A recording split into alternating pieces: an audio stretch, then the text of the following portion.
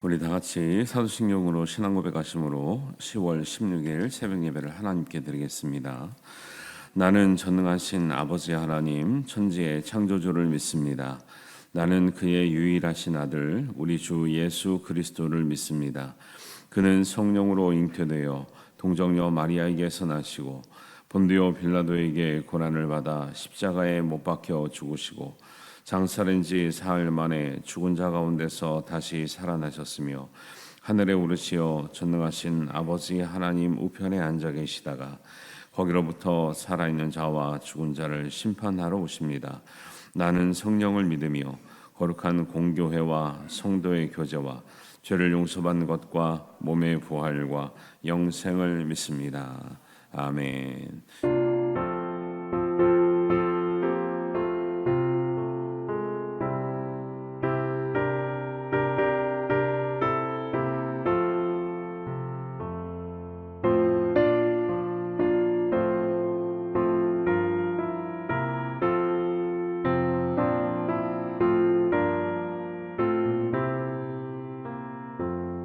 주 예수님 내 맘에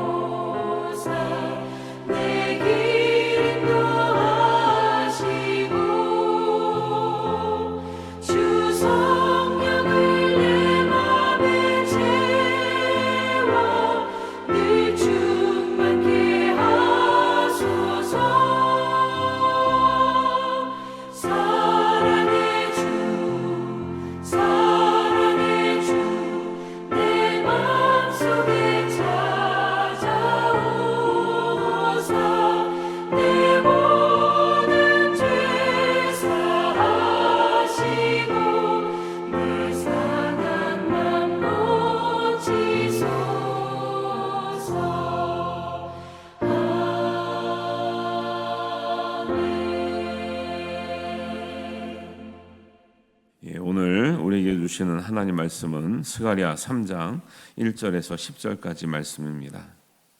우리 한 목소리로 봉독하겠습니다. 대제사장 여호수아는 여호와의 천사 앞에 섰고 사탄은 그의 오른쪽에 서서 그를 대적하는 것을 여호와께서 내게 보이시니라. 여호와께서 사탄에게 이르시되 사탄아, 여호와께서 너를 책망하노라. 예루살렘을 택한 여호와께서 너를 책망하노라. 이는 불에서 꺼낸 그슬린 나무가 아니냐 하실 때에 여호수아가 더러운 옷을 입고 천사 앞에 서 있는지라. 여호와께서 자기 앞에 선 자들에게 명령하사 그 더러운 옷을 벗기라 하시고 또 여호수아에게 이르시되 내가 내 죄악을 제거하여 버렸으니 내게 아름다운 옷을 입히리라 하시기로 내가 말하되 정결한 관을 그의 머리에 씌우소서 하매 곧 정결한 관을 그 머리에 씌우며 옷을 입히고 여호와의 천사는 곁에 섰더라. 여호와의 천사가 여호수아에게 증언하여 이르되 만군의 여호와의 말씀에 내가 만일 내 도를 행하며 내 규례를 지키면 내가 내 집을 다스릴 것이요 내 띠를 지킬 것이며 내가 또 너로 여기 서 있는 자 가운데에 왕래하게 하리라. 대제사장 여호수아야, 너와 내 앞에 앉은 내 동료들은 내 말을 들을 것이니라. 이들은 예표의 사람들이라. 내가 내 종 싹을 나게 하리라. 만군의 여호와가 말하노라. 내가 너 여호수아 앞에 세운 돌을 보라. 한 돌에 7 눈이 있느니라. 내가 거기에 새길 것을 새기며 이 땅의 죄악을 하루에 제거하리라. 만군의 여호와가 말하노라. 그날에 너희가 각각 포도나무와 무화과 나무 아래로 서로 초대하리라 하셨느니라. 아멘. 비가 많이 오네요. 비가 많이 오는 가운데 또 뚫고 이렇게 기도의 자리에 오신 여러분들을 축복하고 환영하고요. 비 때문에 못 오시는 분들도 동일한 은혜가 있기를 주님의 이름으로 축원합니다. 오늘 본문 스가랴 3장에는 이제 하나님께서 스가랴에게 보여준 환상이 8가지가 있는데 네 번째 환상입니다. 네 번째 환상은 하나님의 천사 앞에 선 여호수아 이런 장면인데 이 여호수아는 우리가 이제 모세오경에서 보는 그 여호수아가 아니라 이제 포로기 시대에 대제사장에 이제 끌려갔던 대제사장의 손주 70년이 지났으니까 한 2세대가 이제 건너간 거예요. 그때 여호수아란 말 이름이 이제 성경적으로 볼 때 그 예수란 말, 여호수아란 말입니다. 여호수아, 예수와 뭐 조슈아, 예수 이게 같은 말입니다, 사실. 그래서 그 이름이 많았어요. 그래서 성경에도 동일한 인물들 등장하는 이름 중에 하나가 여호수아란 말이 이제 가끔 등장하는데 그런 이제 대제사장 바벨론 시기에 태어났던 대제사장 여호수아가 이제 하나님의 천사 앞에 선 그 장면을 보여주면서 하나님께서 전하고 싶은 메시지를 전달하시는 거죠. 이때 등장하는 인물이 누구냐면 이제 사탄이 등장해요. 욥기 보면은 항상 그 하나님의 사람을 시험하는 이제 존재가 이제 사탄인 거죠. 그래서 사탄이 여기 등장을 하네요. 그래서 사탄이 이제 그 오른쪽에 있어서 뭐를 하냐? 그를 대적하는 거예요. 그가 누구예요? 여호수아죠. 대제사장을 대적하는 거예요. 근데 뭘 대적할까요? 왜 대적할까요? 지금 포로기에 있는 대제사장인 여호수아를 대적한다는 게 뭐냐면 포로로 끌려왔으니까 성전이 없죠. 오늘날로 말하면 교회도 없죠. 뭐 직분이 누가 뭐 사람들 예배를 공식적으로 드릴 수 있는 게 아니니까 할 일이 없단 말이죠. 그러니까 사탄이 뭐래요? 아이고 성전도 없는데 무슨 대제사장이냐? 예배도 제대로 드리자는데 무슨 대제사장이 필요해? 필요 없지. 하지마 이런 식이에요. 그러니까 이게 여러분 보세요. 포로기로 잡혀갖고 공식적 예배를 드릴 수 없고 성전이 없지만 대제사장의 역할과 그 하나님 말씀을 받고 전하려고 한 사람은 필요할까요? 안 할까요? 필요한데 필요 없다고 말하는 부류가 누구예요? 그 사탄이에요. 아니 오늘날 목사가 너무 많은데 목사 또 하려고 이러시면 안 돼요. 뭐 그런 분들 가끔 이렇게 많은데 뭘 또 하냐? 교회가 이렇게 많은데 뭘 또 지냐? 아니요. 그거는 가볍게 몰라서 그럴 수 있지만 엄밀하게 보면 하나님 뜻이 아닌 거죠. 야 성전도 없는데 무슨 대제사장 한다고 그래? 됐죠. 내려와 하지 마. 뭐 사람들도 원하지 않잖아. 할 일도 없잖아. 성전도 없잖아. 성전에 있을 때 하는 거지. 이런 식인 거예요. 그래서 여러분들 영적인 어떤 이런 직분에 관해서 여러분 귀하게 여기시고 여러분 스스로도 하나님 앞에 부름받은 직분자의 사명이 있다는 걸 꼭 기억하시기 바랍니다. 그러니까 사탄이 그렇게 말하니까 사탄에게 뭐라고 해요? 사탄아 여호와께서 너를 책망하노라. 2절에 보면 책망한다는 말 두 번이나 하는 거예요. 그렇게 말하는 거. 지금 사탄이 무슨 일을 한 게 아니죠. 욥에게도 와서 그랬잖아요. 욥에게는 좀 실질적으로 괴롭히는 역할을 했지만 유다에게도 와서 예수님을 팔 생각을 넣었더라 이렇게 나와요. 그러니까 사탄이 하는 일 중에 제일 문제가 되는 건 뭐냐면 우리가 진리 가운데 서 있는 그 진리에 대한 생각, 하나님 말씀 중심에 서 있는 생각을 자꾸 왜곡시키는 거예요. 하나님은 필요하다는데 사탄은 가지고 그거 필요 없어. 뭐하러 해 그거? 네. 하나님이 원하시는 일을 안 해도 된다, 필요 없다 말하는 이들이 사탄이에요. 그러니까 우리가 사탄 아니죠. 근데 하나님이 하실 일을 필요 없다, 안 해도 된다 말하면 같은 역할을 하고 있는 거예요. 그래서 우리가 말할 때 굉장히 조심해야 되는 거죠. 정말 우리가 해야 될 일들이 하나님이 원하시는 일인가 아닌가 그거를 잘 구별하고 원하시는 일이 있으면 내가 뭘 그렇게 많이 못해도 협력하고 함께 기도하고 한 뜻으로 이루어 가는 것이 하나님의 은혜가 되는 줄 믿습니다. 그런 것들을 성경을 보면서 우리가 그 어떤 하나님 말씀의 맥락들을 깨닫는 게 되게 중요하죠. 그래서 2절에 그렇게 사탄아 여호와께서 너를 책망하노라. 벌써 예루살렘을 택한 여호와께서 너를 책망하노라. 하나님께서 예루살렘을 택하고 대제사장을 택할 때 이유가 있다라는 거죠. 하나님 목적이 있는 거예요. 근데 그걸 허물어 버리려고 하는 것이 사탄이에요. 교회도 지을 필요 없어. 요즘 시대에 뭐 교회가 필요해. 건물이 뭐가 중요해. 그러니까 사람들이 교회를 다니면서도요 하나님의 마음에 합당하지 않는 말을 많이 하는 경우가 있어요. 그런 것들을 우리가 이제 성경의 진리를 통해서 잘 깨달아야 됩니다. 하나님은 이제 하나님이 세우신 대제사장이 또 하나님이 선택한 백성들이 비록 포로로 끌려왔기 때문에 70년 동안 너무 부족한 것이 많았죠.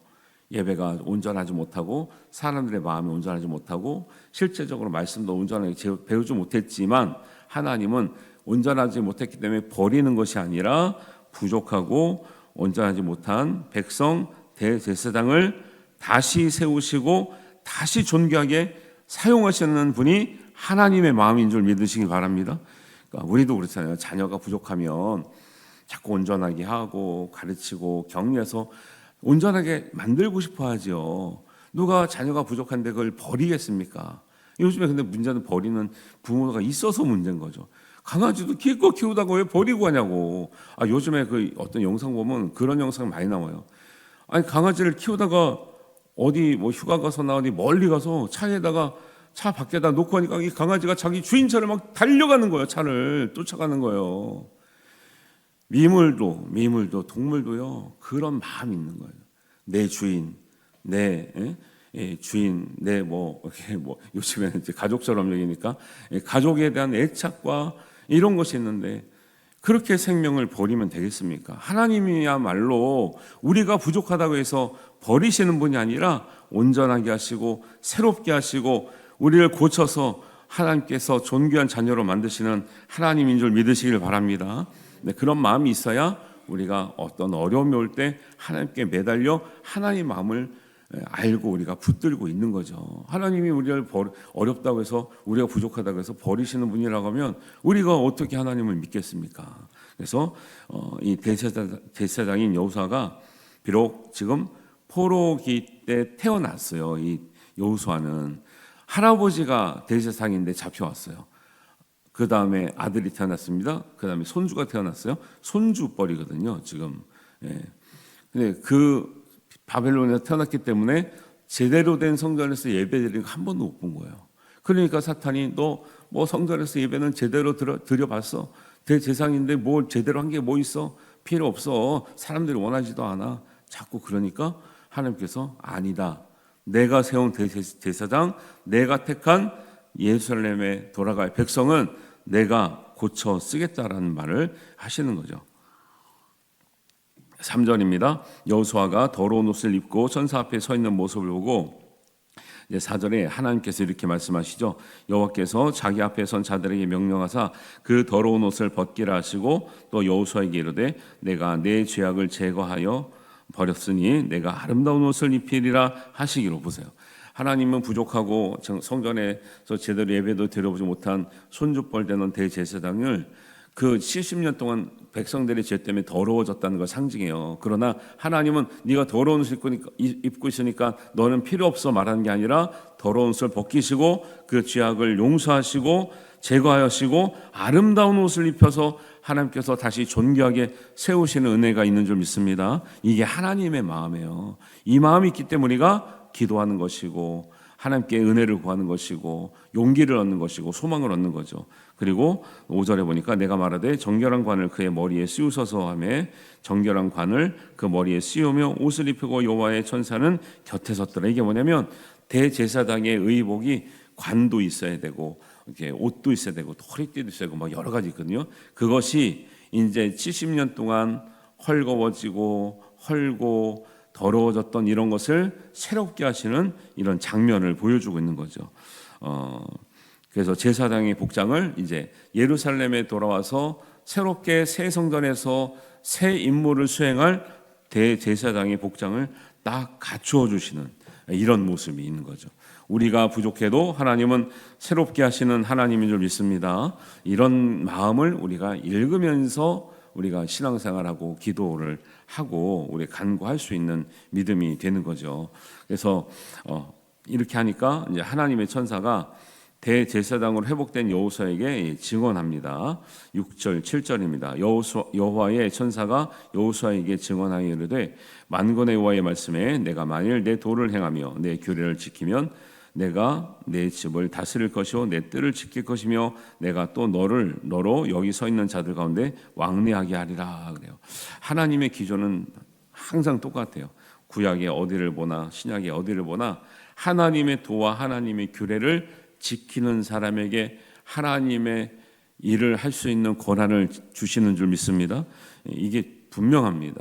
다른 곳으로는 하나님을 한 게 아니에요. 하나님을 한 사람들은 하나님의 도는 하나님의 길이잖아요. 하나님의 길로 인도함을 받는 사람, 따라오는 사람, 순종하는 사람, 내 규례를 지키는 사람, 하나님의 말씀을 지키려고 하는 사람, 하나님의 말씀을 정말 철석같이 믿고 내가 지키려고 애쓰는 사람, 비록 부족하지만 못 지키는 것에 내 마음을 졸이고 하나님 앞에 정말 회개 기도하며 그렇게 간절한 마음으로 나오는 사람, 그 사람이 하나님의 집을 다스리는 거예요. 그런 사람이 하나님의 뜰을 지키는 거예요.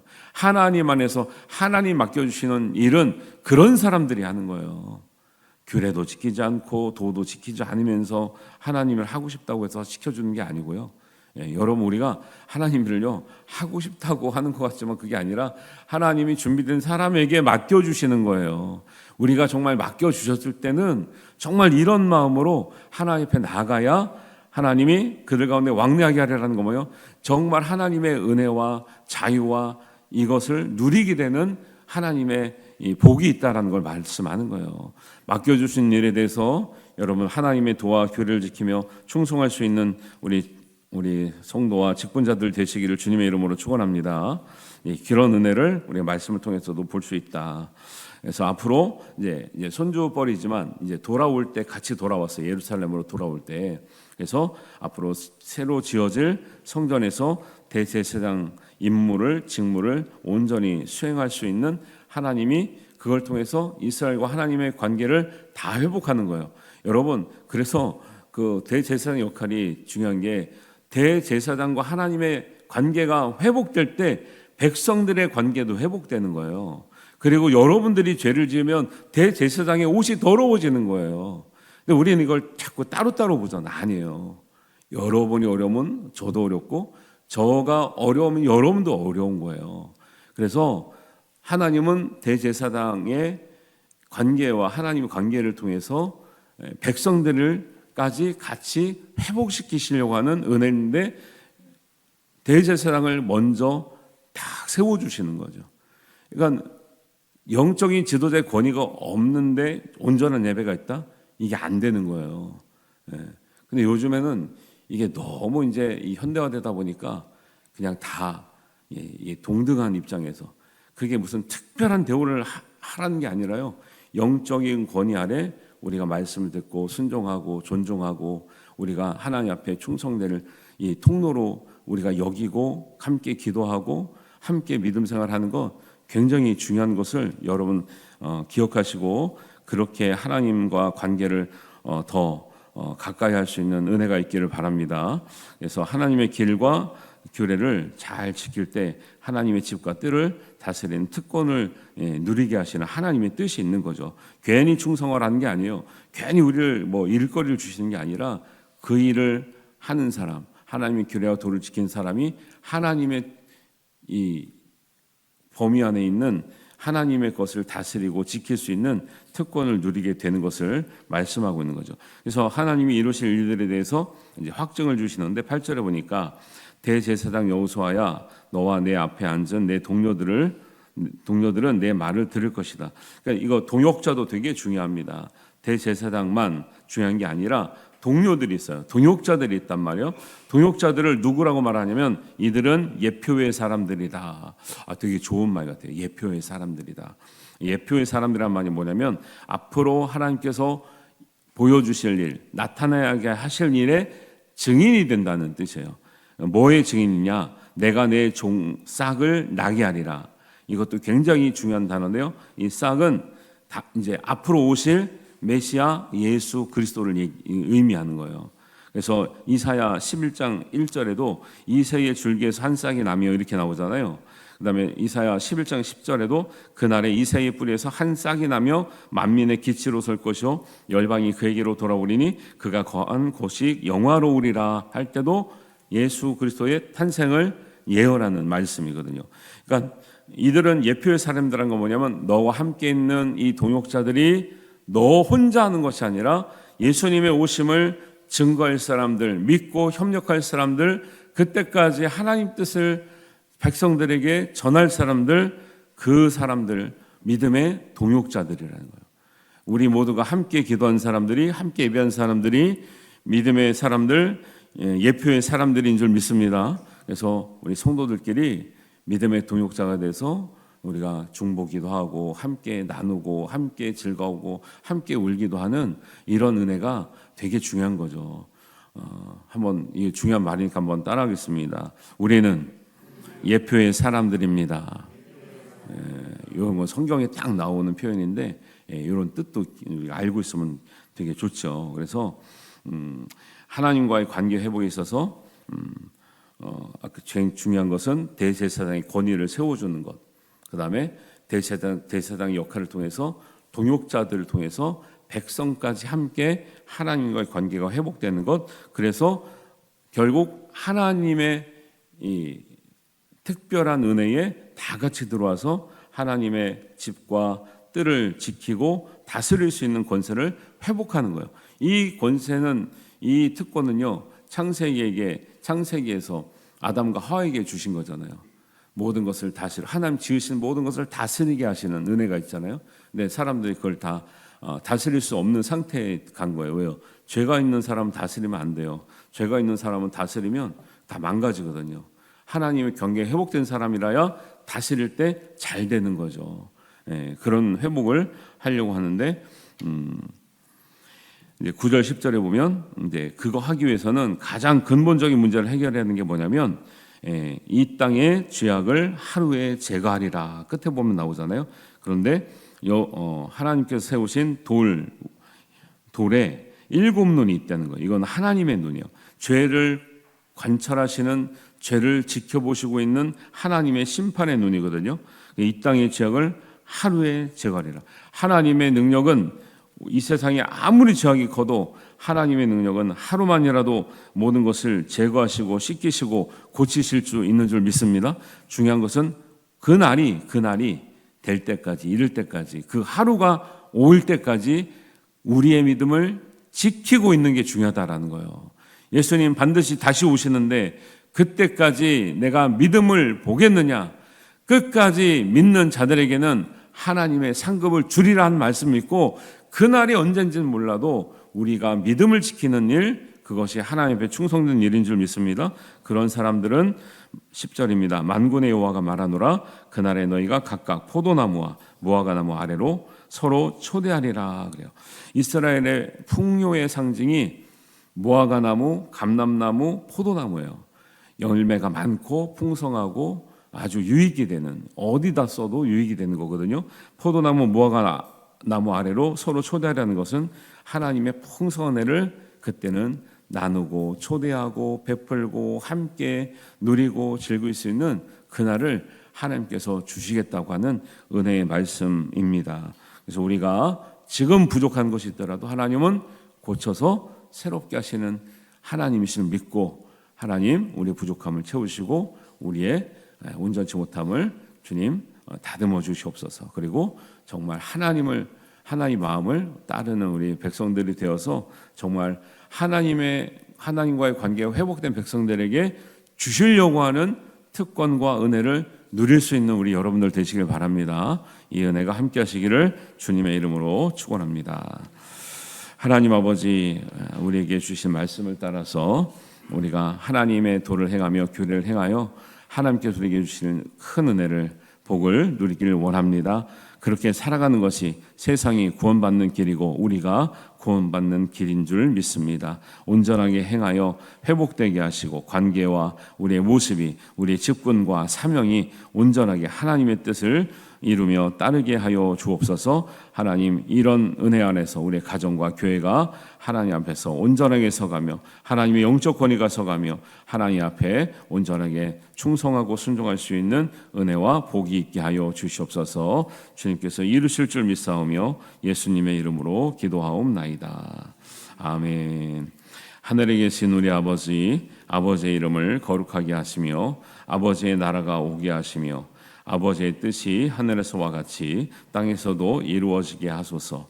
오늘 우리에게 일용할 양식을 주시고 우리가 우리에게 잘못한 사람을 용서하여 준 것 같이 우리의 죄를 용서하여 주시고 우리를 시험에 빠지지 않게 하시고 악에서 구하소서. 나라와 권능과 영광이 영원히 아버지의 것입니다. 아멘.